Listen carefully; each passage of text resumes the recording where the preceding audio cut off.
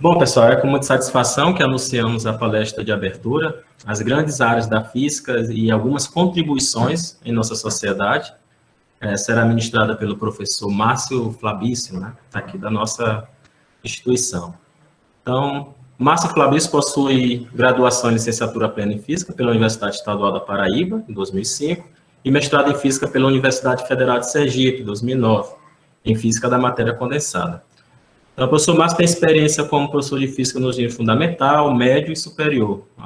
Atualmente, ele é aluno do doutorado do curso de pós-graduação, né, em Física pela Universidade Federal da Paraíba, com ênfase na área de pesquisa de cosmologia e gravitação.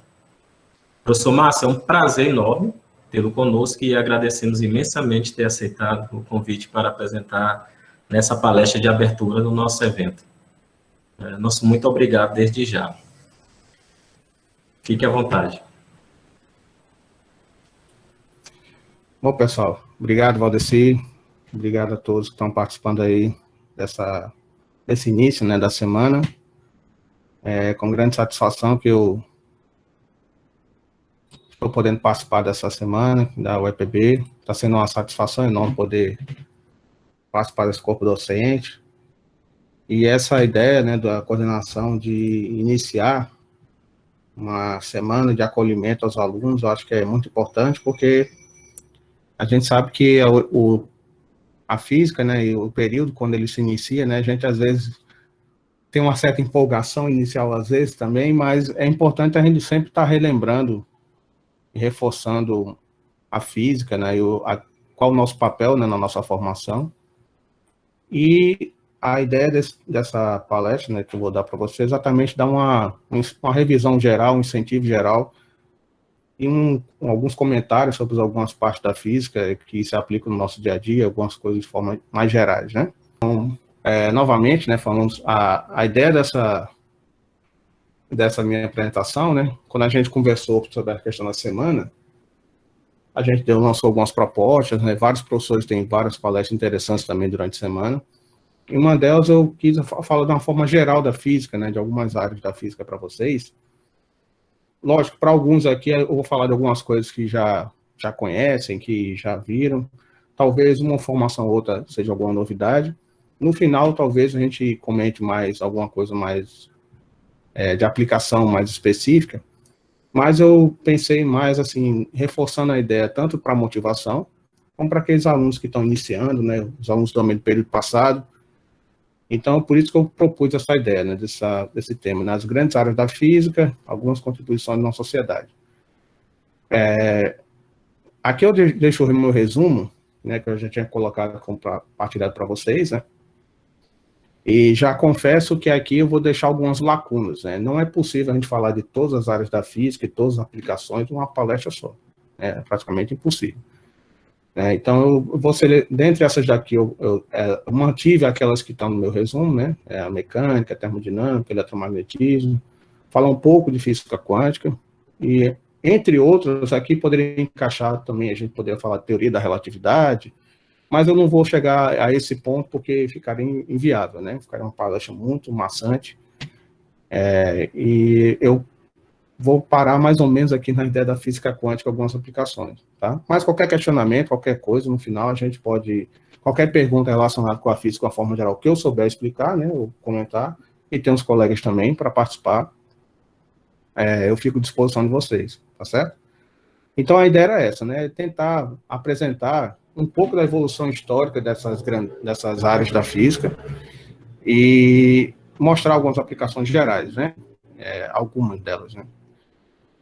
As áreas da física, na verdade, aqui está um resumo, um mapa conceitual, né, um fluxograma, em que está apresentado de forma meio que histórica, né, como é que a gente divide mais ou menos a ideia da física. É lógico que isso não é uma forma fixa, né, de você apresentar a física. A física ela tem muito mais áreas correlatas e que se abrangem quando você vai fazer uma pesquisa específica, né, em determinados temas, em que esse fluxograma, né, esse mapa conceitual, ele se expande muito mais, né?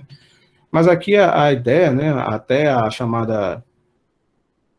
o ano de 1900, né, a gente considera a física como, historicamente, né, de uma forma geral, a gente chama de física clássica, né?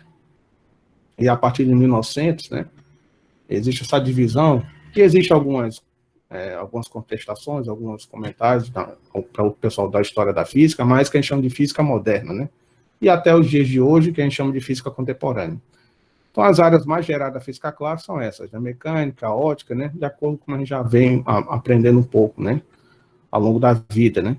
A ótica, a física térmica, eletromagnetismo, e nas áreas mais gerais, né? Dentre elas aqui está a mecânica quântica, a relatividade, aí você tem mais aplicado ainda com a física quântica, a física de partículas, a cosmologia, que é uma das áreas mais novas da física, né? Assim que evoluiu.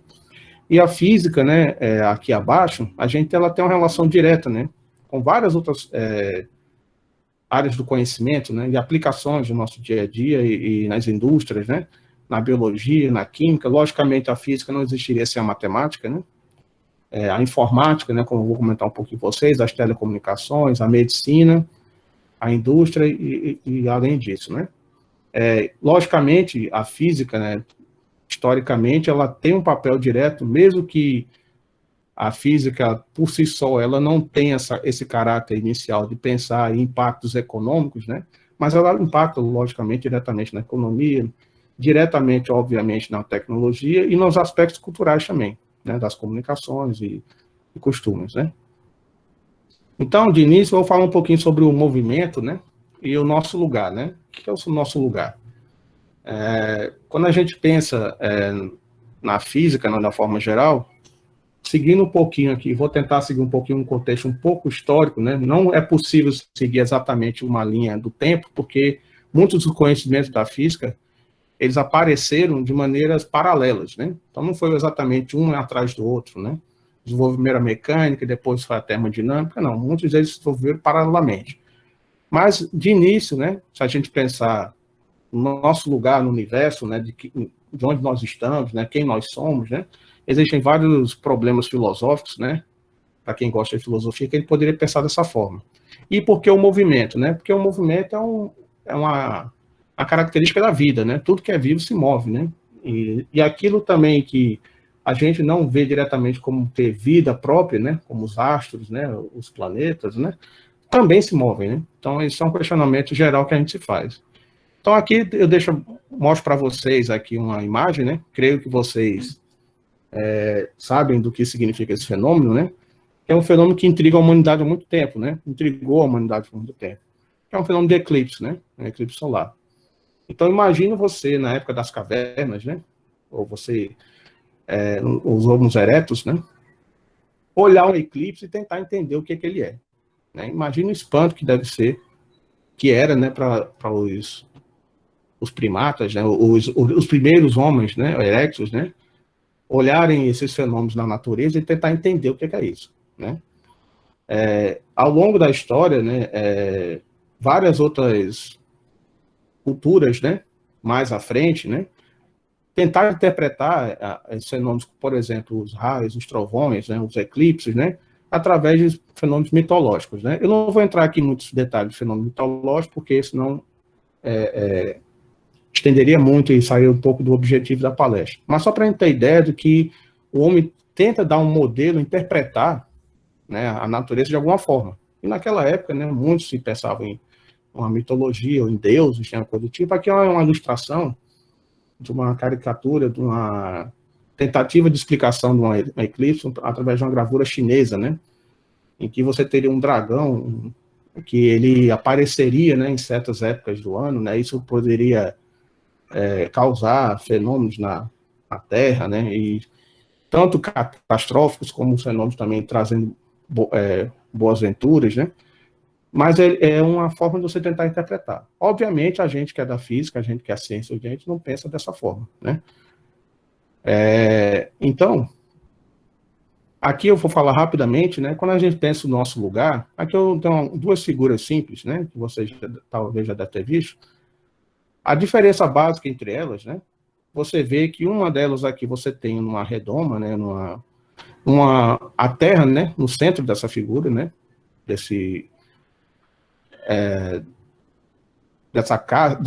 como fosse, imagina como fosse uma cebola, né? Se tivesse uma cebola ali dentro, tivesse no centro, né? Várias cascas, né? Vários domos, né? Que a gente chama, em que aqui no centro você tem a Terra, né? E aqui você tem o outro sistema que você tem essa mesma interpretação parecida, não é exatamente igual, mas em que você tem o Sol, né? Aqui a gente conhece lá, desde quando a gente aprende da escola, né? O sistema geocêntrico, né? Chamado sistema heliocêntrico, né? Então, o primeiro homem, obviamente, ele pensa no seu lugar como sendo o centro do universo, né? Pensou, né, ao longo da história. Ao longo do passar dos anos, né, dos séculos, foi observado através de modelos matemáticos, depois comprovados experimentalmente, né, através de observações, que o modelo mais correto para tentar compreender esse fenômeno da natureza seria através do heliocentrismo, né? O Sol estaria no centro, né? O heliocentrismo, né? Ele nasce, né, assim, na verdade, ele não é o primeiro Copérnico, já existia Aristarco, Samos, acho que não me engano, na Grécia Antiga, há outros filósofos que também pensavam, talvez, nessa possibilidade da Terra não ser o centro, exatamente, não necessariamente ser o Sol, mas a Terra não ser o centro do universo, né? Mas Copérnico, ele, através de seu trabalho que ele fez, né, rapidamente, ele publicou esse trabalho, né, em 1514, sobre heliocentrismo, que ele coloca o Sol no centro do universo, né? A motivação básica dele aqui era porque Copérnico não era um experimental, né? Ele era um matemático, né? Mas ele, através de observações, ele tentar entender o movimento errante que a gente chama de certos planetas, por exemplo, Júpiter e Marte, né? Eles faziam certos movimentos estranhos ao longo do ano, que ficavam em posições diferentes. Não faziam um certo movimento em forma de arco, né, no céu, com o passar das estações, e ele tentou explicar isso de alguma forma. Então, ele tentou criar um modelo em que tentasse explicar esses movimentos, em que teria essa volta, né, dessas órbitas, né. E até então já se conhecia naquela época alguns planetas, já observando, chamando de planetas errantes, né, ou estrelas errantes, né. Então ele propôs esse modelo, que anteriormente o modelo que era colocado como principal modelo de Ptolomeu, e esse modelo dele de Copérnico serviu para a inspiração de vários outros grandes cientistas que você já deve ter ouvido falar bastante, né. O grande deles é o chamado Galileu, né? Galileu, na verdade, ele tem várias e várias contribuições, eu não vou entrar em tantos detalhes de todas as contribuições de Galileu, que seria até meio que impossível, seria uma palestra inteira só para isso. Mas Galileu, por exemplo, né, ele não foi o inventor do chamado telescópio, né, mas ele foi o primeiro a observar, a fazer catalogação e tentar entender os objetos, né, que estavam no espaço, né, se movimentando. Primeiramente, olhando a Lua, né? Aqui tem um desenho, um trabalho de Galileu, em que ele desenhou, né? Fez a gravura da Lua, da superfície da Lua, e viu que a Lua era imperfeita, né? Lógico, de longe a gente já vê que a Lua tem umas certas imperfeições, né? Mas ele observava com mais detalhes as crateras da Lua, as fases da Lua, e Galileu ele também, baseado também no trabalho de Copérnico, ele veio também a tentar sustentar o chamado modelo heliocêntrico, né? E nesse modelo heliocêntrico, vocês devem saber, né, da história, que ele renegou, né, teve que renegar esse modelo, né, devido à questão da igreja, na época do Tribunal de Inquisição, em que não é considerado uma heresia, né, em que a Terra não estivesse no centro do universo, né. Ele vai consolidar, né, em seu trabalho em 1632, né, é chamado modelo heliocêntrico. Aqui eu deixo só um destaque que Galileu também não contribui apenas para as observações astronômicas, né? Por exemplo, da mecânica, a gente vai entrar em mais detalhes daqui a pouco, ele também é um dos primeiros a falar sobre essa ideia da inércia, né? Do que vem a ser a chamada inércia, né? Tentando dar uma explicação para os movimentos dos astros, né? E dos objetos que se movem na Terra, né? Aqui está uma imagem, né, do trabalho que ele publicou, né? Então, é que ele consolida esse modelo heliocêntrico, né? Que tem esse nome, chamado Diálogo, né, sobre os dois principais sistemas do mundo, né? Que ele publicou. Na sequência, né, seguindo esses estudos, né, Johannes Kepler e Tycho Brahe, né, na sequência, Tycho Brahe e Johannes Kepler, né, que Tycho Brahe chamou Johannes Kepler para trabalhar com ele, né, porque ele perceberam que Kepler observou que quando ele observava essa ideia do sistema heliocêntrico, né, Copérnico, ele observou que através de dados astronômicos observacionais, né, na sequência com o desenvolvimento depois de Galileu e outros, né, ele observou que existem certas defasagens na medição de períodos da órbita de certos planetas e algumas atividades astronômicas, né? Então ele tentou representar novamente esse modelo heliocêntrico, não através de uma geometria, né, de um círculo, né, como se pensava na época. Então ele propôs que as órbitas, né, dos planetas, por exemplo, que eram observados, eram elipses, né? A gente vê essa linha pontilhada aqui, que essa linha pontilhada você tem as chamadas uma elipse, né? Que esses dois pontos aqui, né, para quem já gosta de matemática, estudou geometria, né, chamada geometria analítica, a gente chama de focos, né, da elipse, né? Aqui está o nome, né? Aqui está o centro, né, da elipse. E aqui a gente tem a chamada distância, daqui para cá, que é chamado semi-eixo maior e semi-eixo menor. Aqui está só uma animaçãozinha, mostrando exatamente como é que poderia variar um pouco essas órbitas, né, de acordo com a chamada excentricidade. A excentricidade é que vai achatar mais ou não, é uma característica geométrica, né? Quando você relaciona esses semi-eixos, né, que tem aqui, você faz uma razão entre esses semi-eixos, você consegue achar essa chamada excentricidade, né? Quando a excentricidade é zero, você tem um círculo. Quanto maior a excentricidade, mais achatado fica essa órbita, né? Então, e isso modificava, por exemplo, a questão da velocidade dos planetas em torno do Sol, por exemplo, né? Em que o Sol estaria em um desses focos, né? Aqui nesse vermelho, como a gente vê, esse vermelho, o Sol estaria exatamente no centro de um círculo, né? Conforme vai achatando, esse Sol vai ocupar exatamente um dos focos, né, da elipse, como está aqui, tá? E isso modifica porque, conforme o planeta ele vai se aproximando, a animação ela tenta mostrar um pouquinho aqui, olhando esse roxinho aqui, né, a gente vê que ele vai ficando lento conforme ele se afasta do Sol, e conforme ele vai se aproximando do Sol, esse ponto roxinho, que seria o planeta, por exemplo, ele tende a acelerar, ele aumenta a sua velocidade, né? Então, se modifica a velocidade, isso explicaria alguns fenômenos da época, né, observados. Acho que faltou só um momentinho, pessoal. Acho que eu pulei aqui, desculpe. Bom, depois eu volto, porque eu acho que faltando a parte do que eu cito o Newton, né? Mas desculpa. Mas para não perder a sequência, então aqui, um outro aspecto que a física veio trabalhar ao longo do século é também tentar entender o que vamos chamar de calor e temperatura, né? Partindo da ideia que é chamada termodinâmica, né, que é a área da física que estuda essa linha, né, de conhecimento, um dos primeiros a trabalhar com isso foi o chamado Robert Boyle, né, que é muito conhecido pela chamada lei dos gases, chamada de Boyle, Mariotte, né, em que ele trabalha exatamente a ideia do calor como um movimento mecânico, tal como fosse associada à agitação de moléculas, né? Naquela época não se tinha uma ideia exatamente do que seria uma molécula, né? Essa ideia do átomo, da molécula, não era bem firmada, mas ele pensava, né, exatamente no movimento de um gás, por exemplo, né? Em que você poderia variar a pressão de um gás, por exemplo, e ver essa relação, e ele obtinha uma chamada lei, né, para tentar interpretar esse gás conforme ele ia recebendo ou liberando o calor, né?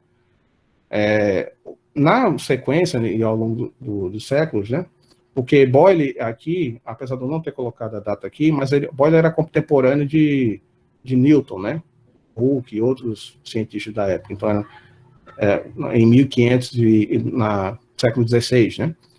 Já mais à frente, né, seguindo mais à frente, uma questão mais aplicação, embora que a termodinâmica não era bem estabelecida nessa época, em termos de leis físicas, né, mas em termos da engenharia e da utilização, né, um dos primeiros avanços que teve da termodinâmica foi a construção das chamadas máquinas, né, termodinâmicas, né, depois chamadas de máquinas térmicas também, E uma das primeiras máquinas térmicas a ser construída foi a chamada máquina de Watt, né? James Watt, né, em 1769.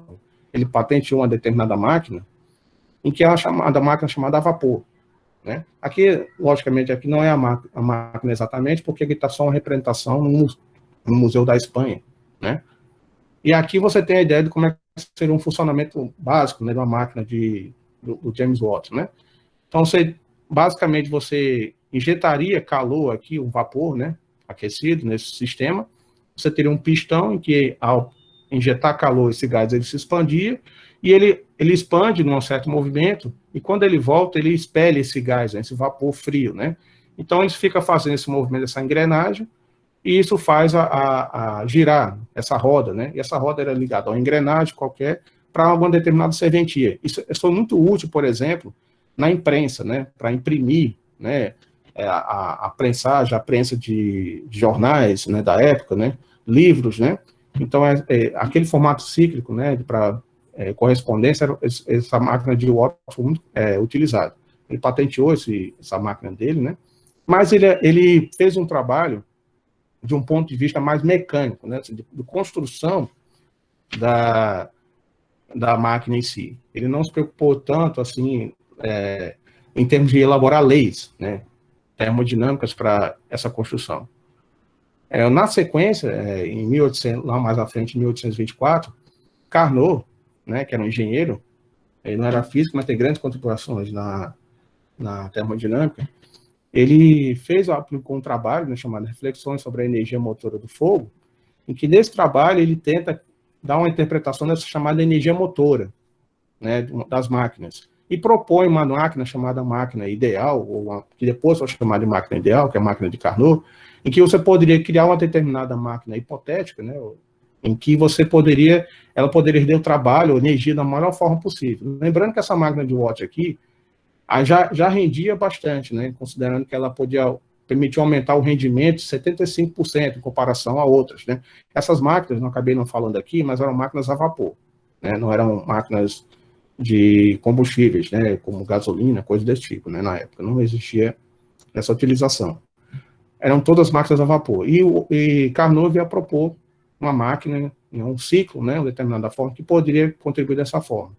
E ele também refletiu como é que ele poderia pensar, como é que seriam essas trocas de energia, essas trocas de calor nessa máquina, né. Na sequência, né, dois dos grandes que contribuíram para isso, né, lógico, existem outros vários, que não tem como a gente trabalhar com todos aqui, foi Lord Kelvin, né, também chamado de William Thomson, né, e outro foi Clausius, né, que eles proporam um ponto de vista mais físico, né, dessas relações de energias que ocorrem nesses processos das máquinas térmicas. Como é que a gente pode fazer uma máquina térmica render mais do que outra, minimizando as perdas de energia ou não, né, de uma máquina térmica? E além disso, eles definiram, né, a partir das leis que eles criaram, assim, foram reformulando as chamadas primeira lei e segunda lei da termodinâmica, né, que são bem conhecidas, e começaram a estabelecer um caráter físico, né, para a interpretação desses modelos. Então, isso sai um pouco do escopo só da engenharia, da aplicação diretamente, você mexer numa máquina para fazer ela render, mas criar um modelo físico para tentar interpretar isso, de que forma você poderia fazer essas máquinas render.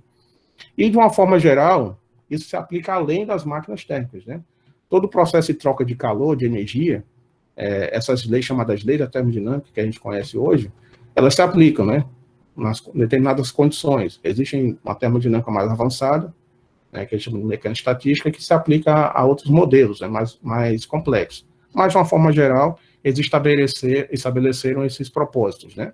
Kelvin é muito conhecido pela escala, né, chamada escala Kelvin, né, e Clausius, ele teve uma grande contribuição, tanto para a primeira lei da termodinâmica, e aqui também da segunda. Eu acabei não colocando aqui, mas Clausius, por exemplo, o conceito chamado de entropia, seria uma medida, por exemplo. Hoje em dia, a entropia tem várias interpretações, mas a entropia na termodinâmica estaria ligada a uma desordem no sistema, ou seria, por exemplo, uma medida se um processo ele vai irreversível ou não, um determinado sistema termodinâmico. Dando um salto um pouco mais à frente, e na verdade, dentro desse contexto, a gente pode pensar numa aplicação direta da termodinâmica exatamente o processo chamado histórico da Revolução Industrial, né? Aqui, a Revolução Industrial, ela ocorre, né, entre o início de 1760, entre esses períodos aqui, né, seu início. Todo mundo que já estudou um pouquinho de história sabe que, né, que nesse período da história houve esse chamado nome, né, dado esse nome chamado de Revolução Industrial. Por quê? Porque com a evolução das chamadas máquinas térmicas, né, muito daqueles processos de manufatura, que você tinha teares, né, em que você tinha processos industriais em pequena escala, né, em esteiras, nas indústrias e tudo mais, extração de combustíveis, por exemplo, combustíveis fósseis, petróleo e tudo mais, que avançou muito com isso, passaram a ser feitos com máquinas que, com o passar dos anos, foram se evoluindo, né? Inicialmente a vapor, e depois usando outros tipos de combustíveis, por exemplo, carvão, né? Biocombustíveis, mas depois substituiu esses biocombustíveis por carvão. O carvão ele foi muito utilizado, porque é um minério, né? Em que ele tem uma grande potencialidade de queima, né? Então você consegue fazer que esse vapor nas caldeiras, né, das máquinas funcione com uma certa eficiência, né? Então isso começou na Inglaterra, né? Esse processo da Revolução Industrial baseado nesses avanços da engenharia e da física, né? E se expandiu pela Europa, né, e pelos Estados Unidos, né? Aqui tem uma ideia, um modelo simples, né? Uma aplicação, por exemplo, dos transportes, né? A gente sabe que a locomotiva, né? Creio que, não sei se algum de vocês já chegou a ver uma locomotiva desse tipo de perto, né? Mas geralmente a gente vê algum museu, alguma coisa do tipo. Tem alguns lugares do país ainda, né? Em Minas Gerais, que ainda mantém alguns tipos de locomotiva desse tipo. Em que nessas locomotivas, né, funciona basicamente no ciclo vapor, né? Você tem uma caldeira, em que você tem exatamente aquele processo muito similar àquele processo da máquina de Watt, né? Então, você faz girar essa desengrenagem e faz a locomotiva se locomover, obviamente, né? E interessante é isso, porque isso encurtou muitas distâncias na sociedade, né? Então, imagine na Europa, nos Estados Unidos, onde você tinha só cavalo, né? Carroças para você se locomover, e agora você tinha locomotivas que andavam 80 km por hora, né? Velocidades consideradas altas, né, na época, e isso facilitava muito o transporte de cargas, principalmente, né? Então, você transportava toneladas de cargas de materiais, né, matéria-prima, e pessoas também, obviamente, né? E com o avanço mais aqui à frente, né, bem mais à frente, a gente tem a revolução causada nos transportes pelos motores a combustão, a gente chama de motores a combustão interna, né? Qualquer automóvel que a gente sabe, uma moto também, né? Outros tipos de sistemas também, não só motos e carros, né, mas outros tipos de aplicação na indústria, às vezes uso também motor a combustão, em que basicamente é um processo de uma máquina térmica de Watt, parecida com a de Watt, né? Só que o processo aqui de queima é diferente, porque não é vapor, de água, né, por exemplo, né? Aqui você tem a gasolina, né? Por exemplo, no motor a gasolina pode ser óleo diesel, a etanol. Hoje em dia a gente tem outros tipos de combustíveis também, biocombustíveis, em que basicamente você injeta um vapor, né? Aqui você tem o que a gente chama de quatro etapas, né? 4 tempos do motor. Então, se você olha o motor, ele tem lá os seus pistões, né? Então, o que acontece é que você injeta vapor de gasolina, por exemplo, né? Na câmara, né? Que a gente chama. Aqui a gente tem essa chamada vela, né? Que é a vela que vai dar a ignição, vai iniciar o processo de queima, né? Daquele vapor. Esse vapor se expande, né, na explosão e forma um ciclo de exaustão, em que esse vapor depois sai. Então, são 4 etapas, né? Não vou entrar em detalhes exatamente de cada etapa aqui, a gente pode discutir depois melhor, mas basicamente ela funciona em 4 etapas e faz aqui o motor girar nessas engrenagens, fazer a roda e assim girar e, obviamente, fazer o carro se locomover. Então, isso ajudou muito porque você compactou, né? Imagina você ter uma locomotiva, agora você tem uma coisa mais compacta, né? Então, os primeiros carros, na verdade, foram criados, as primeiras motos, eram na verdade, a vapor de água, mas viram que não era muito rentável, né? Não, imagina você ter que aquecer um caldeirão de água para fazer um carro se movimentar. Mas com a invenção do motor a combustível, né, de combustão interna, uma das principais linhas de produção, isso aqui foi o Henry Ford, né, que ajudou a expandir e popularizar os motores a combustão, e isso se aplicou aos carros dos transportes de uma forma geral. Então, tem uma aplicação direta na sociedade, né? E aqui uma aplicação ainda mais geral, né, no caso por exemplo, na aviação. Na aviação, Também é uma máquina térmica, você tem uma turbina, né, que você injeta combustível de uma forma parecida, só que aqui você não tem aquele processo cíclico como tem os pistões, né? Você injeta ar, você injeta combustível numa determinada câmara, né? Essa turbina, conforme esse ar passa aqui dentro, há uma ignição e cria um empuxo, né? Uma força, né, de empurrão, né? Quando esse gás é expelido, né, pela turbina, né? Então, isso ajudou, né? Lógico, o avião, para voar, não basta ter a turbina. Ele tem toda uma construção aerodinâmica, né? Da sua asa para poder voar. Mas, pensando, né, em termos de rendimento, de curtar distâncias, né? Essa aplicação é uma das aplicações da termodinâmica, né? Que tem muita utilidade, né, na sociedade, né? São os aviões, né? Lógico, tudo tem seu lado bom e seu lado ruim. A gente encurtou as distâncias, mas, por exemplo, nesse momento que a gente está vivendo, né, que a gente está passando por essa pandemia, por exemplo, né, no caso de um vírus, se locomove mais rápido, né, porque as pessoas se locomovem de aviões, né, então chegam mais rápido nos lugares. Mas, de uma forma geral, a gente sabe que isso tem uma grande contribuição para a nossa sociedade, né. Aqui eu vou só citar, né, porque não seria injusto não citar pelo menos 3 desses aqui que tem grande contribuição também na termodinâmica, mas de um ponto de vista mais moderno, né? Que a gente chama de mecânica estatística, né?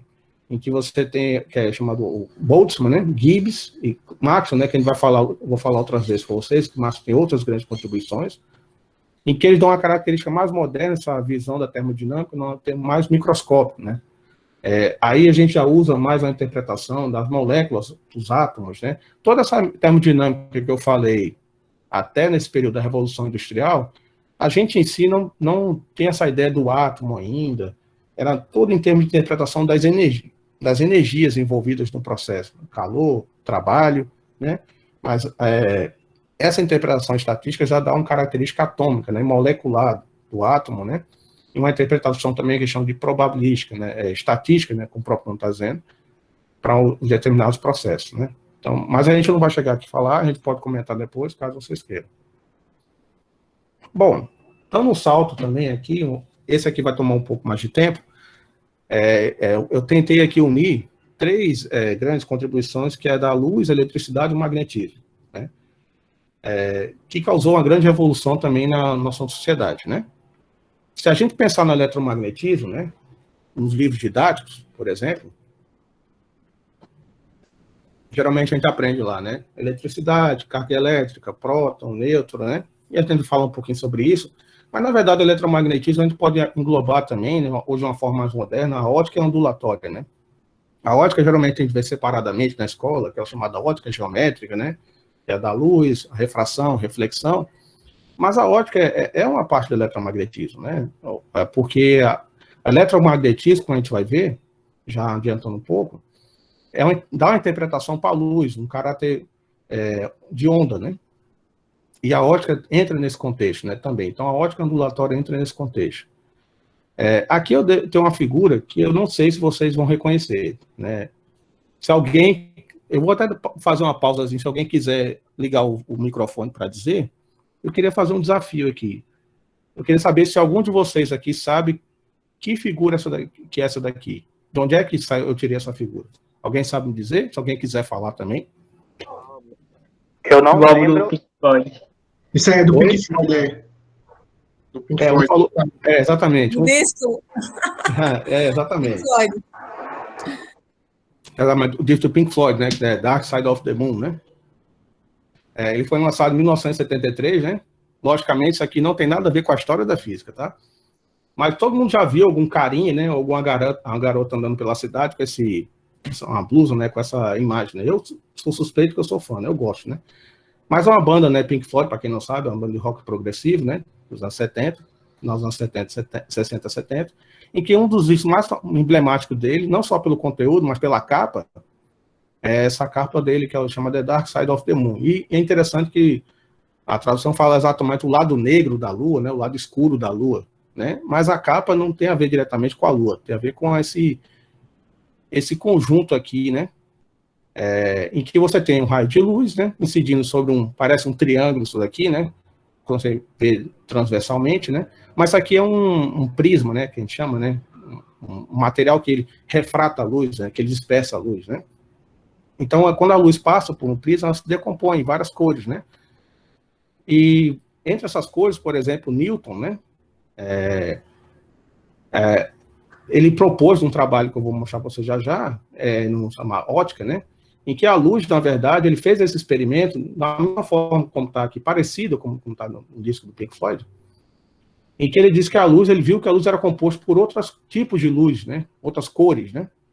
E esse aqui é ele chama de disco de Newton, porque ele junta, né, nesse disco, cada cor dessa daqui, e se você girar esse disco, até tinha uma animaçãozinha, mas acabou falhando, se você girar esse disco, você vai ver ele branco, a partir de uma certa velocidade.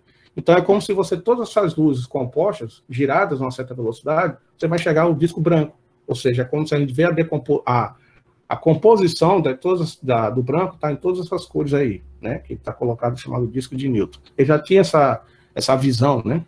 Em que você também, um trabalho mais específico, conforme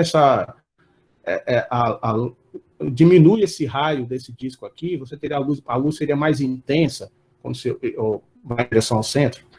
E esse trabalho ele publicou em 1704, né? Ótica, né?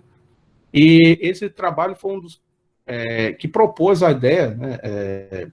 Já existia também uma ideia de alguns árabes, né? Nessa época, alguns dos árabes na época também já tinham essa ideia da teoria corpuscular da luz. O que é a teoria corpuscular? Tratar a luz não como fosse uma onda, né? Como fosse... Na verdade, naquela época, ninguém sabia o que era a luz, né? Exatamente o que era a luz. Até hoje a gente discute exatamente o que é a luz.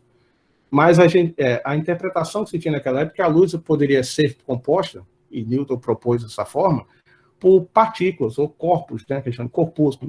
Imagine, né? De uma forma pictórica, né? Bolinhas, né? Então, o que ele imaginou? Aqui é uma gravura, uma imagem, né? Um desenho artístico, em que mostra mais ou menos como é que ele fez, né? Não foi exatamente assim que ele fez, não. Ele compôs em outras etapas, mas naquela época, ele pegou um raio de luz vindo de fora, né, do Sol, de uma certa região escura, fez um furinho aqui na sala, então ele fez parecido com aquela ideia do disco Pink Floyd, viu essa luz passando pelo prisma se espalhar, e viu um conjunto de cores, né? Por que ele deu essa ideia de teoria corpuscular? Porque Newton era um cara que ele publicou também, né, a chamada na mecânica, né, toda a interpretação dele da natureza, inicialmente, ele pensava na natureza como fosse baseado naquelas leis da mecânica, né, que você pode descrever os objetos através de velocidades, acelerações.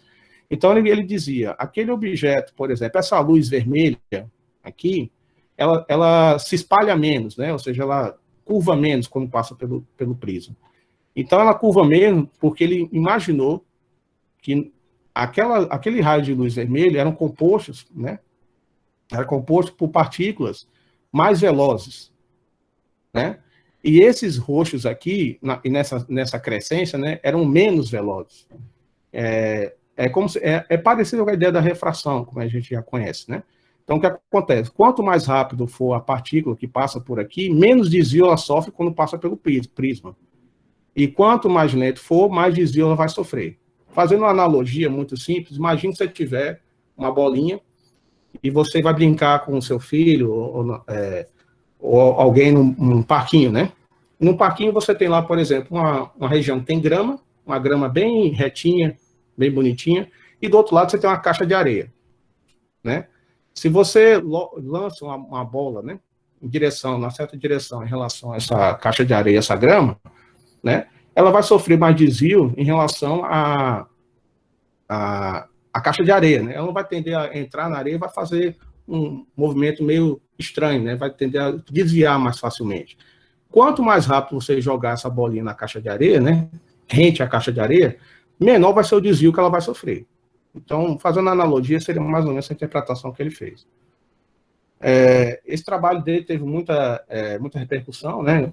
Existem outros trabalhos que a gente não vou ter como abordar com vocês aqui, mas nesse trabalho, ele trata também nesse trabalho aqui exatamente de um fenômeno que a gente vê diariamente, né? Todo mundo já viu, que é chamado arco-íris, né? Aqui tem um desenho esquemático como seria o arco-íris produzido de acordo com a incidência da luz solar. Essa parte azul aqui estaria representando como fosse uma gotícula de água, né?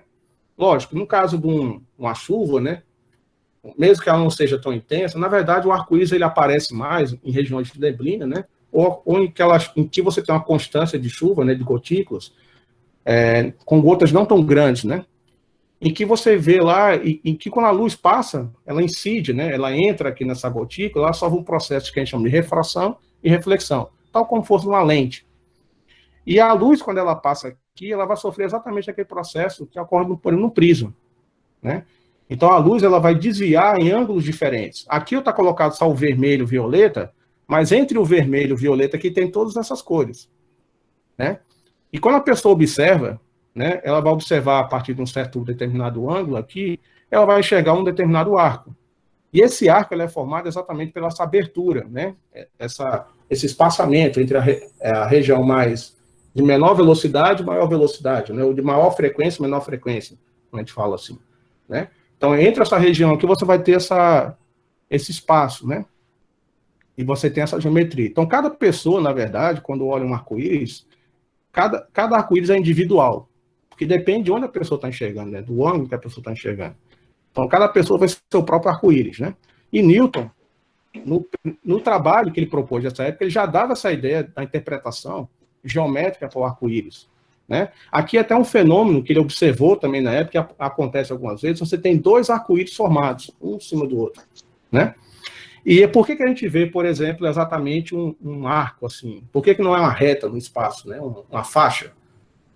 Quando a gente vê essa relação com o ângulo aqui, né, formado, então aqui tem uma pessoa, né, tem esse eixo aqui onde a pessoa está enxergando, não sei se vocês estão conseguindo enxergar aqui direitinho, mas aqui onde eu estou apontando aqui, tem um rapazinho aqui, por exemplo. Então, quando ele olha para cima, esse espaçamento, esse raio mais espalhado e menos espalhado, né, ou melhor, de maior frequência e menor frequência da luz, forma um certo ângulo em relação a esse eixo, que é esse ângulo de 42 graus e 40 graus, por exemplo. E se você girar isso aqui vai formar um cone, né? Lógico que a gente não vê essa parte de baixo, porque está ali na Terra, né? Abaixo da Terra. Mas a gente vê, por isso que a gente vê um arco, né? Devido a essa abertura angular, né? Então, Newton já dava essa ideia da interpretação da luz do arco-íris, por exemplo. Toda essa interpretação que Newton fez era exatamente essa ideia corpuscular, né? Mas existia também um cientista, né, chamado Huygens, né, o Huygens, né? Christian Huygens, que era um holandês, em que ele defendia que a luz, assim como outros também consideravam, que a luz não poderia ser interpretada como um corpúsculo, porque a luz apresentava o que a gente chama de processo chamado de difração e interferência, né? São outros processos que acontecem, por exemplo, com as ondas sonoras, né? O som, ele pode chamar de difratar e interferir, né? Um som com o outro, quando interfere, ele pode causar um determinado ruído, né? Construtivo ou destrutivo, né? Para quem gosta de tocar violão, por exemplo, né? Quando você tem um processo, quando você está tocando violão, dependendo de certas notas, elas vão soar com uma certa harmonia, né? Em que essas ondas, quando se propagam, que é aqueles chamados harmônicos, né? Em que você tem uma interferência que a gente chama de construtiva da onda, né? E a difração é quando a onda passa por um obstáculo. E eu observava que a luz também apresentava esse comportamento. Então existia essa disputa, né? Não era exatamente uma disputa, mas era essa contestação. Se a luz poderia ser partícula, um corpúsculo, ou então seria uma onda, né? Aí aqui a gente entra em outra discussão, que é o chamado espectro eletromagnético, né? Nesse século, né, no século XIX, né, teve uma posição de destaque no desenvolvimento da eletricidade, do eletromagnetismo e da ótica, né, de uma forma geral. O ponto culminante dessa evolução foi exatamente chamado de comprovação das chamadas ondas eletromagnéticas, né? Alguns dos trabalhos relacionados a essas ondas eletromagnéticas, o primeiro foi de Thomas Young, né, em que ele viu que a luz, né, exatamente os raios luminosos, ele apresentavam, como o próprio Huygens, né, propôs, que os raios de luz sofriam um processo de interferência, tal como a onda do som, né? Na sequência, Ørsted, né, já aplicado à eletricidade e ao magnetismo, ele propôs, né, ele viu através de um experimento que quando você passa uma corrente elétrica, né, num determinado fio, e esse fio aqui, e essa parte de baixo aqui tal como uma agulha de uma bússola, né? Ele percebeu que quando você passa uma corrente elétrica no fio, num determinado sentido aqui, por exemplo, essa agulha ela se movimentava. Isso era estranho porque, na época, a ideia da eletricidade e do magnetismo, a gente se via de forma diferente. O que era um magnetismo era uma coisa, tentar interpretar o magnetismo através de uma forma, e a eletricidade de outra, outras leis, outras proposições. Mas, nesse momento aqui, ele percebeu que esses dois fenômenos eram relacionados, porque a corrente elétrica que passa no fio é até então conhecida como fenômeno elétrico. Mas ele interage com a bússola, que é um ímã, né? A bússola, a gente pode imantar, né? A gente pode criar uma bússola, um ímã. Então, você tinha uma unificação, né, desses dois fenômenos, a eletricidade com o magnetismo, né? Na sequência, um cara também que era muito gênio, né, na época, Faraday. Faraday é considerado um dos maiores experimentais da ciência, né? Ele viu que ele poderia produzir corrente elétrica numa forma diferente. Aqui você está produzindo, fazendo a carga elétrica passar nesse fio, né, uma corrente elétrica, e gera um campo magnético, né? E, consequentemente, a unificação seria um campo eletromagnético. Aqui você tem corrente elétrica, que tem campo elétrico, interagindo, produzindo um campo com uma agulha que é uma bússola que é magnética. Aqui no trabalho de Faraday, ele fez uma proposição contrária. Ele viu que ele poderia produzir corrente elétrica movimentando um ímã. Então, se você movimentasse em um determinado sentido, uma bobina, por exemplo, essa bobina, por exemplo, esse fio, ia gerar carga elétrica, né? Isso tudo que eu estou falando só para mostrar que existe essa relação entre eletricidade e magnetismo, tá? Então, por exemplo, aqui aqui está interessante, a gente vê um pneu aqui, né? Não foi um experimento de Faraday, mas Faraday fez um experimento similar. Aqui eu achei na internet dessas pessoas que são curiosas, né? Ele mostrou o primeiro motor elétrico. A ideia de Faraday foi a mesma. Esse líquido que tem aqui, viscoso, brilhoso aqui, é mercúrio. E aqui no centro você tem um ímã, tá? Um ímã de neodímio, que a gente chama, por exemplo. E aqui você tem um fiozinho verde, né? E aqui esse fio também está ligado a uma haste. O que acontece? Quando a corrente elétrica entra em contato aqui, ela passa por esse metal, esse fio aqui, ele está transmitindo corrente elétrica, né? E esse ímã aqui, ele tem campo magnético, né? Então, a gente percebe aqui que um sistema elétrico e outro magnético estão interagindo entre si, causando um determinado movimento, né? A gente pode entrar em detalhes depois melhor desse sistema, mas aqui é só para a gente ter ideia de que a gente tem uma relação entre eletricidade e magnetismo. Isso aqui, na verdade, é um modelo, né? Logicamente, não exatamente como o Faraday fez, mas exatamente você vê um movimento. Você está gerando, através da eletricidade, você está gerando movimento. Então, você gera movimento, lembrando lá da termodinâmica, só que a fonte do movimento era o calor, né? Aqui a gente está relacionando a eletricidade. Então, aqui é a ideia é exatamente um modelinho do primeiro motor elétrico, por exemplo. A gente poderia pensar, né? E, mais importante ainda, pensando nesse formato do eletromagnetismo, o que veio a dar essa ideia do que a gente chama de exatamente hoje de eletromagnetismo foi a contribuição de Maxwell. Maxwell, ele veio unificar as chamadas leis, né, tanto da eletricidade como do magnetismo. Através das chamadas equações de Maxwell, né? A importância das equações de Maxwell, só para fazer uma comparação, ela tem a mesma importância para o eletromagnetismo, tal como teve com a mecânica, né? Para o movimento dos planetas, dos objetos na natureza de uma forma geral, né? Que era observado na época. Então, Maxwell, ele, através dessas chamadas equações de Maxwell, né, que não, na verdade, ele fez uma junção através de quando ele induz essa chamada corrente induzida das leis de Faraday, ele faz um conjunto de outras leis, que é chamada lei de Coulomb, a lei de Gauss, né? E ele unifica isso em 4 equações, né? Então, ele unifica toda a eletricidade e magnetismo através dessas 4 equações. E, como consequência desse desenvolvimento, ele consegue provar que as ondas eletromagnéticas, né, no caso, que se propagam no espaço, se propagam a determinada velocidade, que essa velocidade é aproximada aqui de 300 mil quilômetros por segundo. E já se sabia na época, por outros experimentos ópticos de Fizeau, que a luz se movimentava próximo a essa velocidade aqui, praticamente igual. Então, se a onda eletromagnética se move a essa velocidade, 300 mil quilômetros por segundo, e a luz também se movimenta a essa velocidade, então a gente pode dar a interpretação de que a luz fosse uma onda eletromagnética, né? Isso ele propôs teoricamente. Mas foi Hertz, né, em 1887, que ele mediu, ele comprova essa teoria de Maxwell, né? Ele consegue medir e determinar, enxergar, vamos dizer assim, exatamente o efeito das ondas eletromagnéticas, né? Maxwell ele propôs isso teoricamente, através das equações, e Hertz ele mostra através de experimentos, né? Onde ele usa praticamente um sistema tipo de antenas, em que ele libera uma faísca e outra antena capta a onda propagada por essa corrente, né, que se propagou, que virou essa faísca e propaga uma onda no espaço, né? Tal como fosse similar a um processo de uma antena, né? Só que você tem uma faísca que gera uma onda no espaço e essa onda se propaga e essa faísca ela é reproduzida em outro objeto, né?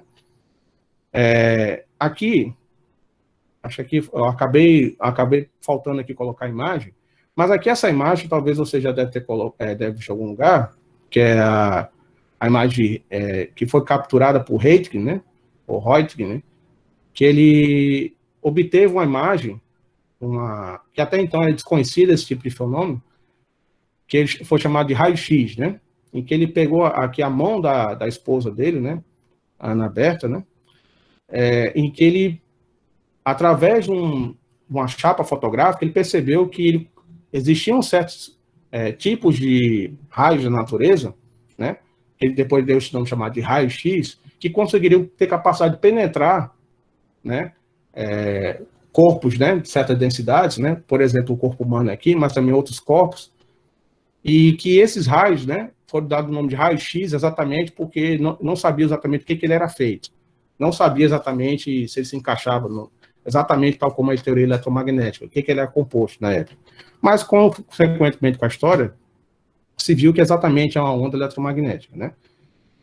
A produção, ele fez isso aqui através de um experimento chamado de usando tubos de raio catódicos acelerados, né, em que ele tinha alguns tubos, né, de emissão, e que ele produzia essa radiação, né.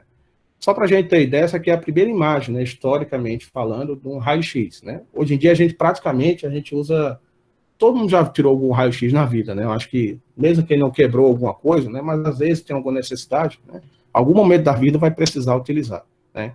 Então, imagina a gente tentar enxergar certos ossos, a constituição, sem ter como abrir, né? Sem ter como enxergar, desculpa, né? Os ossos, né? As fissuras, né? A gente tem a necessidade de abrir um certo organismo, né? E assim por diante.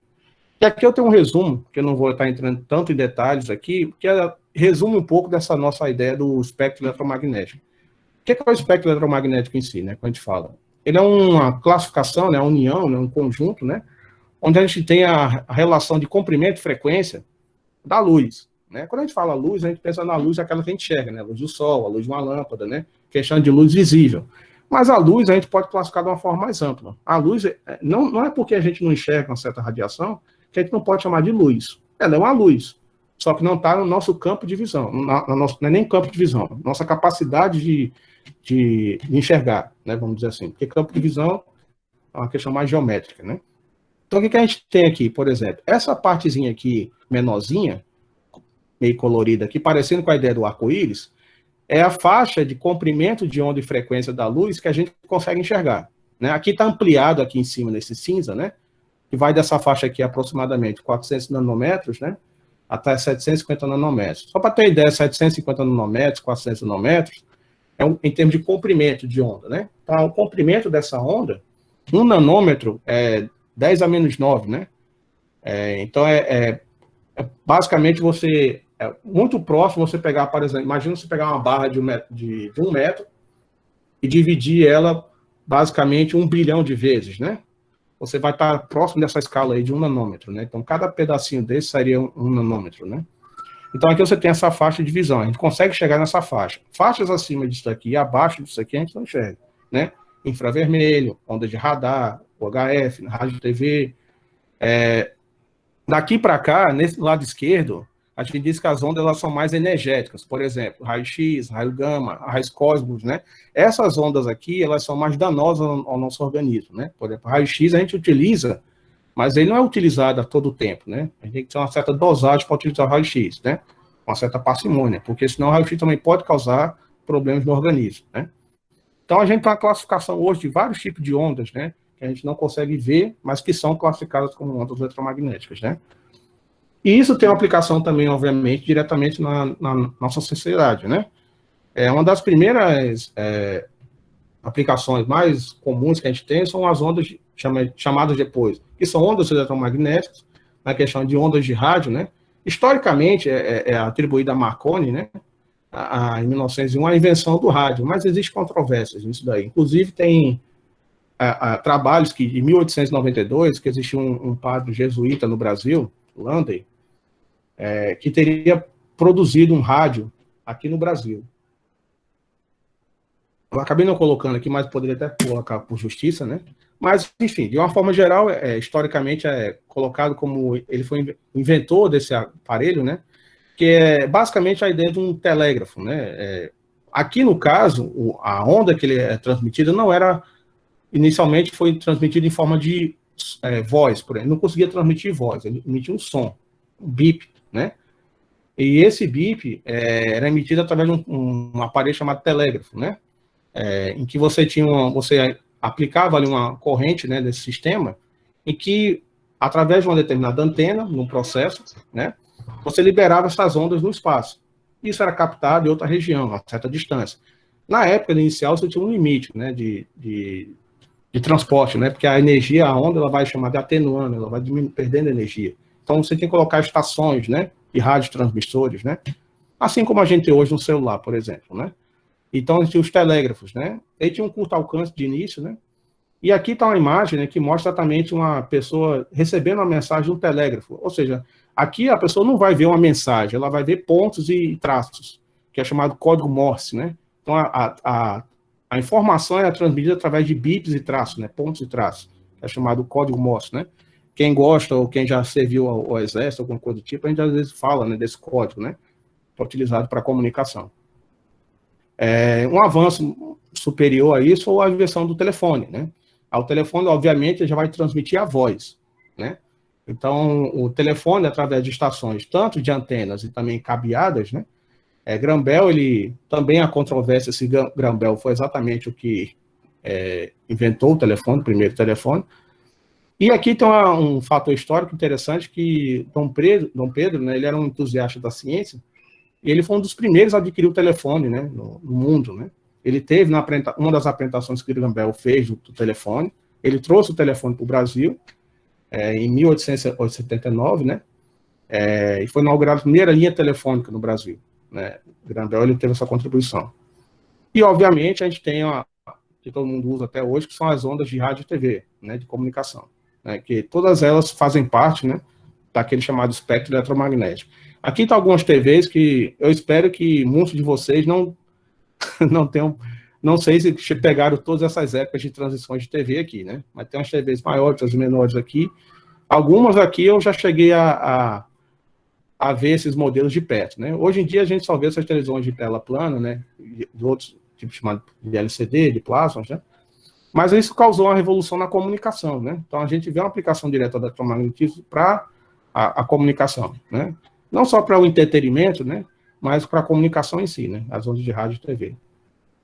Aqui eu vou fazer um pulo rápido, passando um pouco para a ideia dos modelos atômicos da física quântica. Obviamente que eu não vou conseguir abordar todo aquilo que é necessário, né, que seria para um curso, né, alguma coisa do tipo, mas só para a gente ter ideia, em 1896, Becquerel, ele descobre um fenômeno que alguns elementos, alguns minerais, alguns minérios, eles emitiam um tipo de radiação tal qual aquela parecida com a do raio-x, né? Na verdade, essas descobertas foram muito próximas. Se eu não me engano, o raio-x foi em 1895 e a de Becquerel foi em 1896. Só que aqui é uma emissão de radiação espontânea. O raio-x era produzido em tubos, né? Chamado tubos catódicos, desse tipo assim. Em que você tinha lá certos elementos da natureza que quando você colocava em contato ou próximo à chapa fotográfica, por exemplo, ele manchava essa chapa, né, fazia um borrão ou coisa do tipo. Então, existia um tipo de radiação, que no caso aqui está representado, chamada radiação alfa, né, em que você tem 2 prótons e 2 nêutrons, né, que sai de certo elemento espontaneamente. É um processo radioativo espontâneo, sem ser produzido em laboratório, né. Isso teve grande influência, né, apesar de eu não ter colocado aqui, mas todo mundo já deve ter ouvido falar da grande física, né, e que recebeu 2 Nobels, Marie Curie, que ela recebeu o Nobel de Física em Química, né, pela descoberta de 2 outros elementos, né. Ela descobriu elementos que conseguiu produzir esses elementos em laboratório, né, radioativos, né. E isso tem um impacto também no modelo atômico, né. Por quê? Nessa época de Rutherford, já se conhecia o elétron. Foi Thomson que ele determinou o elétron, se descobriu essa chamada elétron, e depois Rutherford também ele descobriu o próton, né, através de um determinado experimento de bombardeamento. Mas aqui eu quero deixar só em destaque que esse modelo de Rutherford, ele traz como é que ele trouxe essa configuração? Até o modelo antes de Rutherford, em 1911, pensava-se o átomo, existisse alguma composição da natureza, né, da matéria, chamada de átomos, né? E esses átomos eram caroços, eram coisas rígidas, em que só tinham partículas como elétrons, né, grudados, que o pessoal chama de pudim de passas, né, que era o modelo de Thomson. Mas Rutherford, usando essa ideia da radiação, ele bombardeou certas folhas de ouro, né, bombardeou no seguinte sentido: ele colocava um determinado compartimento, tal como uma caixa, colocava o material radioativo, eu não sei se era o plutônio, plutônio não, desculpa, agora eu esqueci qual era o elemento em si. Mas ele colocava um elemento aqui radioativo dentro dessa caixa, fazia um determinado furinho, em que essa radiação passava por aquele furo. Então era como se fosse um canhão de partículas, né, de radioativas. E esse canhão entrava em contato, atravessava certas folhas de ouro, né? Então ele percebia que algumas partículas voltavam, desviavam e outras passavam. Então, se o átomo fosse uma coisa rígida, ligado uma na outra rigidamente, então não deveria existir vazios, né, no átomo, né? Então ele percebeu e criou esse chamado modelo, que também às vezes é chamado modelo planetário, né, fazendo alusão à ideia do modelo heliocêntrico, né, em que você tem essa região mais interna, né, que a gente chama de núcleo, você tem os prótons e os nêutrons, né, e tem os elétrons ao redor, né. Esse foi um modelo muito importante, embora ele não explique todas as propriedades que foram seguidas, apareceram depois. Dando um pouquinho mais de salto nessa parte, o modelo de Rutherford tinha um problema, né? Entre os problemas, perceberam que alguns materiais da natureza, quando eles são aquecidos, eles emitem luz, a gente sabe disso. Por exemplo, vamos imaginar a chama de um fogão, né? Você pega uma chama de fogão, um gás, quando você aquece, você vê ele azulzinho, né? Se você bota para aquecer outro tipo de gás, ele vai emitir outra cor, amarelada, enfim. E sabia-se, né, com o passar de alguns experimentos, que esses gases, quando eles eram aquecidos, eles emitiam luz um determinado tipo, um tipo de formato. Quando eram materiais sólidos, rígidos, como, por exemplo, uma brasa, né, um material de uma brasa, você bota já passou o São João, né, mas imagina, você pega uma brasa, bota para aquecer, e ele emite luz. Quando você passar isso por um equipamento chamado espectrômetro, né, uma espectroscopia, né, onde você conseguia ver essa luz, tal como parecido com aquela ideia lá de Newton, né? Você tinha uma rede de difração, né? Que poderia ser um prisma, por exemplo. A luz, quando era um objeto rígido, tal como um metal aquecido, a luz era parecida tal como aquele espectro lá do arco-íris. Você via uma coisa contínua. Mas quando você tinha gases, você não via essa coisa contínua, via a coisa em faixas, em linhas, ou então raias, né? Que a gente chama de raios espectrais. Né? E isso era inconsistência, né? Porque, de acordo com o eletromagnetismo, a gente já tinha essa ideia do espectro eletromagnético, mas não sabia explicar por que dessas linhas, né? E um modelo que veio a dar um entendimento mais elaborado e não conseguiu explicar por completo toda a configuração dessas linhas, o porquê dessas linhas, foi o modelo de Bohr, né? Do átomo. Aqui está um desenho também pictórico, mais ou menos mostra aquela ideia. Imagina que você tem aqui o núcleo, né? E no núcleo você tem aqui essas regiões, aqui, esses ciclos, então os elétrons, né? Vamos imaginar assim. Os elétrons, na verdade, o Bohr ele falou, né?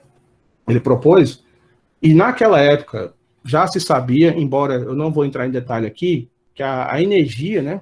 Já do modelo já de Planck, de Einstein, a energia eletromagnética ela poderia ser o que a gente chama de quantizada, ou seja, a luz e outras energias do espectro eletromagnético, você poderia pensar de maneira em pacotes, né? Ou seja, a energia não era uma coisa contínua no espaço, você pode interpretar de forma discretizada, ou seja, a energia ela existia, né, em certos valores de energia, né, em pacotes, né. E quando ele propôs essa ideia aqui, isso corroborou ainda mais a ideia de Einstein, né, de Planck, né, que inicialmente trabalhou com isso.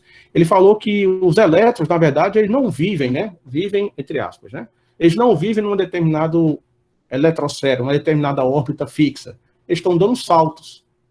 Então, quando o elétron ele emite energia, por exemplo, aqui, né, quando ele passa dessa parte mais interna para mais externa, né, desculpem, o contrário. Quando ele recebe energia, ele vai dar um salto. Vai passar da interna para mais externa. Quando ele volta para mais interna, ele vai liberar energia. Como a gente está mostrando aqui. Essa energia, a gente pode associar isso com a luz. Né? Então, você tem, no caso, quando libera energia, essa energia, nesses níveis, né? Ele associou isso em níveis, que ele chamou de níveis de energia, né? Nível fundamental e assim por diante. E ele conseguiu explicar isso para um átomo específico, chamado átomo de hidrogênio. Então, ele fez essas experiências aqui, dessas raios, né? Quer dizer, ele obteve os resultados dessas experiências e conseguiu explicar por que dessas energias. Né? Essas energias apareciam, essas faixas, porque está relacionado com níveis de energia do átomo, né? Dos materiais. Então, ele conseguiu dar uma interpretação discretizada, né? Ou seja, quantizada das energias do átomo. Né? Mais à frente, eu não vou conseguir entrar em detalhes com vocês aqui, existiram outros modelos mais elaborados, como de Schrödinger, né? Ou a relação da onda de matéria de Broglie, que associa isso também e consegue construir isso para modelos atômicos mais elaborados. Né? Mas assim, é só para a gente ter uma ideia exatamente dessa discretização da energia, né, que nesse modelo atômico veio a propor na época. Né?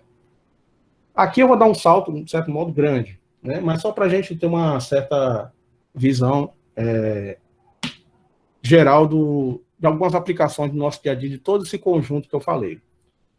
Valdeci, qualquer coisa você quiser falar com relação ao tempo, você me diz aí se eu estou passando, tá? Certo, fica à vontade. Pronto, eu já estou terminando já. Só para não demorar. Até teve um atrasozinho, né? Mas vamos lá. Aqui, lembre-se que eu falei lá a vocês, né, daquela chamada Revolução Industrial, né? Que causou uma revolução e encurtou distâncias, transformou economias, né? A gente sabe do mundo, né? Imagine naquela época, né, o impacto que teve, né, na sociedade com a interpretação, a instauração dessa construção da chamada Revolução Industrial, né, das máquinas térmicas, né? Hoje em dia, a gente tem uma outra revolução que aconteceu há algum tempo. Começou a iniciar, somente devido, principalmente, às aplicações de eletromagnetismo e, consequentemente, da física quântica, que é a revolução que a gente pode chamar de revolução da eletrônica, né? Eu chamei assim revolução eletrônica, né? Eu não sei se os historiadores de física, se tiver algum colega aqui, chama dessa forma, mas eu resolvi chamar dessa forma assim. Hoje em dia a gente trabalha com chamadas redes, computadores, processadores, né? Computação em nuvem, servidor, todos esses processos que a gente usa aqui, tudo que a gente já ouviu falar, a gente usa isso corriqueiramente.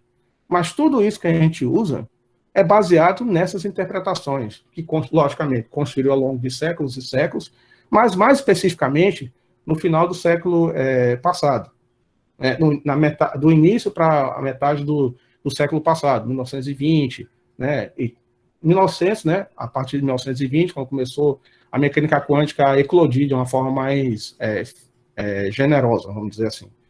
Então, uma coisa que a gente pode interpretar, pensar hoje em dia, até onde é possível, né, a gente imaginar os limites do nosso conhecimento, né? Então, por isso que eu coloquei só uma reflexão, o que é impossível, né? Porque, por exemplo, se a gente imaginar, na época da Revolução Industrial para hoje, muito do que a gente utiliza hoje seria basicamente dizer que é impossível, né? Imagine você, historicamente a gente sabe que é impossível isso, mas imagine que você pegasse um carro como aquele do De Volta para o Futuro, né, do filme, e você fosse para o passado e encontrasse lá o pessoal da Revolução Industrial, né, e chegasse lá com um tablet, um computador, né, aquilo parece uma coisa que seria um fantasma, uma coisa do outro mundo, né, é uma coisa que é impossível de se imaginar naquela época, para alguém daquela época imaginar uma aplicação desse tipo.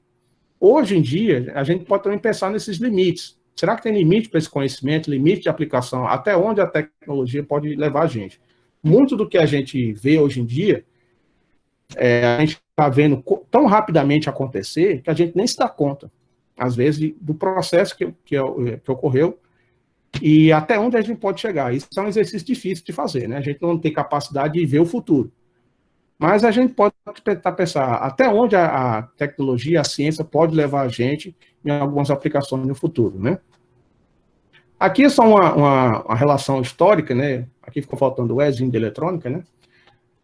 Que é o seguinte, aqui eu já estou dando um salto bem mais à frente, em 1946, anunciado, assim, o primeiro chamado computador eletrônico de grande porte, né? Que é o chamado ENIAC, né?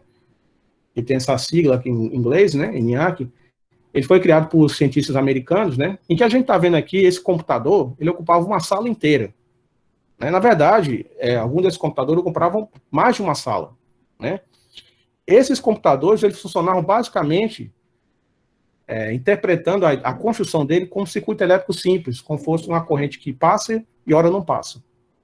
Então, esses computadores aqui, inicialmente, ele tinha uma capacidade de computar, ou seja, de fazer cálculos, fazer processos, processar algoritmos, de maneira muito mais lenta do que a gente tem hoje, por exemplo, no nosso celular, né?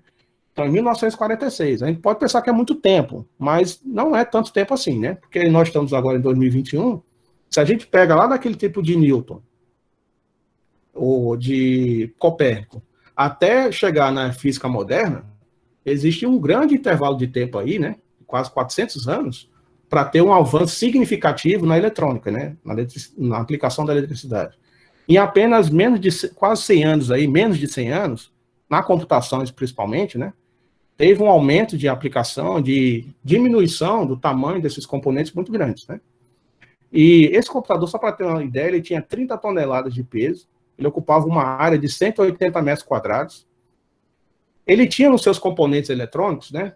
70 mil resistores, 18 mil válvulas de vácuo, que eu vou mostrar rapidamente para vocês daqui a pouco, e consumia 200 mil watts de energia, ou seja, era praticamente uma usina de energia, consumiu quase uma usina de energia, né? Então, o gasto de energia era muito grande para fazer esse equipamento funcionar. Basicamente, inicialmente, ele foi composto não para navegar na internet, que na época nem existia, né? Eram para realizar processos de cálculos, né? E processar dados, né? Planilhas, alguma coisa do tipo assim, e dar respostas a certos problemas matemáticos, né? Aqui está uma imagem de algumas válvulas, né? Eu não vou entrar aqui em detalhe com vocês do funcionamento, mas quem é mais velho um pouquinho, né? Não vou aqui querer revelar a idade de ninguém, nem vou incitar alguém a dizer a idade, né? Diz quem quiser. Mas os circuitos eletrônicos, né? Antigamente, utilizados muitos desses chamados sistema de válvulas, né? Em que você tem uma corrente elétrica que entra aqui nesse sistema, em que você armazena energia para fazer, de certo modo, aquele circuito funcionar com uma certa constância, né? Existiam também capacitores, resistores, mas essas válvulas, né, ficavam incandescentes, emitiam luz, tal como uma lâmpada, né? E isso consumia uma grande energia, e todos esses grandes computadores como esse aqui, e as televisões também, durante muito tempo, rádio, usavam esse sistema de válvula, né? Com o avanço da física, né, e da física quântica, esses três rapazes aqui, né, que aqui está acabei não botei a tradução, né, peço desculpa, mas o Bradford Shockley, né, e Barden, e o Howard Bretton, né, eles, em 1956, eles ganharam o Nobel, né, aqui não foi exatamente quando eles descobriram, mas eles descobriram um novo tipo de elemento chamado semicondutores, né. Esses materiais chamados semicondutores, por exemplo, aqui está uma peça chamada de silício, né, e aqui é outro chamado material policristalino chamado germânio, que são materiais chamados semicondutores, né? De uma forma geral, o que significa isso, né? A gente sabe, por exemplo, tem materiais na natureza que a gente sabe que conduz eletricidade e outros não, né? Se você pegar borracha, se você colocar na tomada, ninguém vai ficar fazendo isso à torta e direita, mas a borracha ela não conduz eletricidade. Lógico, existe um limite também de carga, de corrente, para poder conduzir ou não. Mas a borracha, o ar, né, a madeira, ela não conduz eletricidade. Já os metais, de uma forma geral, as soluções salinas, né, conduzem eletricidade pelos seus íons, né, que é chamado de portadores de carga livre, né. No caso dos metais, são os elétrons, né. Mas existem materiais na natureza, que são alguns tipos de... pode ser até alguns materiais também chamados cerâmicos, né, eles têm uma propriedade em que eles têm um arranjo cristalino, ou seja, a composição dos seus átomos são de uma maneira praticamente regular. O que é que acontece? Aqui, no caso, estaria a ideia de um modelo, mais ou menos, que seria os átomos, uma célula de silício, por exemplo, né? Então, você tem o silício, né? Em que você tem aqui o silício, o que a gente percebe aqui? O silício, ele tem, não sei se vocês conseguem observar, mas cada SI desse aqui, ele se liga com 4 bolinhas dessa preta, certo? Cada silício dessa daqui tem 4 ligações. Só que esse silício, se ele for 100% puro, e não tem como você produzir isso diretamente 100% puro, ele vai ter exatamente essas 4 ligações direitinho dessa forma. Só que existe o que a gente chama de defeitos do material, né, que você tem lacunas, ou seja, tem regiões que você não tem exatamente aquela ligação química ali, né, entre um silício e outro. Então, um vazio, vamos dizer assim, que a gente chama de lacuna, né. E se você colocar aqui um determinado elétron, aqui nesse caso, ele tende a preencher essas lacunas em certas condições. Ou seja, esse material, em certos valores de temperatura, esse cristal, né, em certos valores de tensão e alguma coisa, ele é um isolante. Mas a partir de certas temperaturas, a partir de certas tensões, ou então, quando você coloca o que a gente chama de impurezas do material, o que é impureza? Você coloca outro material aqui dentro, você mistura o silício com outra coisa, em que você vai ter elétrons que vão estar livres ali no material. O que é que acontece? Quando você aplica uma tensão no material, esses elétrons vão se movimentar, dessas impurezas ou dessas lacunas que a gente chama. A gente chama também de vacâncias, às vezes. Então, o que acontece é que você vai fazer a condução do material. Então, a gente chama isso de material semicondutores, né? A vantagem é que esses materiais conduzem eletricidade com um grande ganho, comparado, por exemplo, com ferro, alumínio e assim por diante, né? Então, aqui está uma imagem de um primeiro que é chamado, um dispositivo chamado transistor, né? O primeiro que foi criado. Ele aqui, apesar da imagem parecer muito grande, mas ele era pequeno, cabia na mão, tá? Em que você tem aqui exatamente, para tentar substituir aquela ideia da válvula, né? Que perdia grande energia quando passava a eletricidade, né? Porque a válvula ela esquentava, né? Você passava a eletricidade, ela aquece, então ela perde muita energia. O transistor, ela perde pouca energia quando passa a corrente elétrica, né? Ela tem um ganho de transmissão elétrica grande, então, e passa esses elétrons num certo sentido. Não vou entrar aqui em tantos detalhes da composição disso daqui, mas aqui você tem, por exemplo, aqui silício nessa região, e aqui você tem esse triângulozinho aqui, pode ser outro material, pode ser germânio também. Você coloca esse material em contato um com o outro, pressiona e aplica uma determinada tensão, e isso vai conduzir eletricidade, né? Com maior eficiência.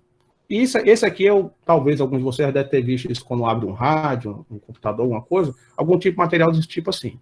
Então, os transistores, eles ajudaram a minimizar. Imagina que você tinha naquela época lá, como eu falei, esses computadores aqui, as televisões, eles tinham várias válvulas enormes ali dentro para fazer isso funcionar. Os transistores, eles começaram a utilizar essas propriedades dos semicondutores e miniaturizaram a capacidade de conduzir eletricidade nos materiais, no circuito eletrônico, né, nesse caso, né, num determinado sentido, né, com determinada eficiência. Então, os transistores, inicialmente, eles foram usados, né, também em rádios e TV, sistema de radar, né, na aplicação militar, e eles eram bem pequenos comparados com as válvulas, né. E por isso, né, por não queimar e também ele rendia muito, ele queimava pouco, né, o transistor. E isso se aplicou, consequentemente, aos computadores, tornando os computadores mais compactos, né. E para finalizar, com essa ideia de você conseguir diminuir a composição desses componentes eletrônicos, chamados transistores, né? Cada vez mais, com o aumento da tecnologia, né? De vários processos físicos, né? Ópticos e que a gente chama também da área da física da matéria condensada, da física de estado sólido, cada vez mais você consegue fazer transistores menores. E em 1958, né, esses dois físicos aqui, o Jack Kilby, né, e o Robert Noyce, eles inventaram o chamado circuito integrado, né? Todo mundo já viu um circuito integrado na vida, em algum lugar. Quando você abre um computador, qualquer coisa, um rádio, você vê lá aquelas coisinhas, parece uma baratinha, né? Com as perninhas. Aqui está um circuito integrado, aqui na modalidade está mostrando um processador, né? A ideia de um processador do computador. Então, a gente sabe que num processador do computador, mesmo quem não tem familiaridade com a parte da eletrônica em si, mas sabe que no processador é o cérebro da máquina, né? É onde tudo funciona. Todo o cálculo do computador ele é feito basicamente, os principais comandos, as principais coisas, é feito pelo processador. Então, num processador desse computador, daqueles transistores que eu falei aqui, que essa imagem aqui seria mais ou menos assim, não sei se vocês estão conseguindo enxergar pela câmera aí, mais ou menos cabia na palma da mão, um transistor cabia na palma da mão. Com o avanço da tecnologia, hoje a gente tem esses processadores, i-Core 5, i5, i6, i7, existem bilhões e bilhões de transistores desses nesse pequeno pedaço de espaço aqui, né? Então é como se você tem transistor na escala quase atômica. Não exatamente atômico, mas já existe hoje em dia linha de pesquisa que querem transformar átomos em transistores, né? Essa parte em pinças óticas e tudo mais, você consegue manipular a nível atômico e criar conjuntos de átomos que funcionam tal como fossem transistores, né? Ajudando a conduzir essa eletricidade. Então, num processador desse aqui, tem muito mais capacidade de processamento que, por exemplo, obviamente, uma sala dessa daqui. Eu acabei não colocando aqui, mas todo mundo que está aqui, talvez até esteja assistindo, né? Isso aqui por um celular. Tem celular hoje em dia que é tão potente como um computador. E cada celular desse também tem um processador, né? Um circuito integrado e um processador. Então, a gente vê exatamente como essa evolução... Oi? Só para reforçar isso, o Snapdragon 888, mais recente, né? Ele é baseado numa tecnologia de 5 nanômetros. Não é de camada, então já está... exatamente. Nós já está, né? Facilmente. Exatamente. Eu não quis entrar em muito detalhe porque eu sabia que ia ficar longo, mas existe aquela ideia da lei de Moore, né? Ou lei de Moore, né? Em que fala que existiria um limite, né? Em que você conseguiria chegar a miniaturizar os componentes eletrônicos, né? Em que você...